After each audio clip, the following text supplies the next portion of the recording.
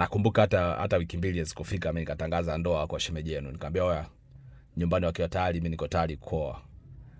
Shemeji yenu akaunga nyaya chap. Nikaruhusiwa kwenda kwao, nikachukua mshenga wangu tukaenda kule. Mshenga akaulizwa mpo tayari kuoa lini? Nikamwambia oya, hata leo akitaka tunaoa, au sio? Michango sijui tarehe ya harusi sijui. Nikamwambia hizo za nini? Au sio? Hizo za nini? Nyie niambieni lini? Sasa hivi haiwezekani. Kama vipi basi baada ya mwezi mmoja. Nikamwambia mwezi mmoja mwingi sana. Nikamwambia wiki mbili. Mzee tukaunga nyaya, wazee wakayazungumza wakayamaliza kama hivyo. Wiki mbili baadaye mimi nikaenda kuoa. Hamna mbwembo, hamna pozi.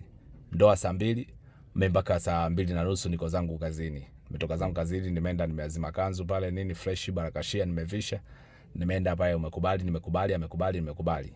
Nikachukua mke wangu nikaenda zangu nyumbani. Mpaka sasa hivi miaka 10 na tunazidi kuhesabu yani. Na hamna dalili ya kuishia njiani.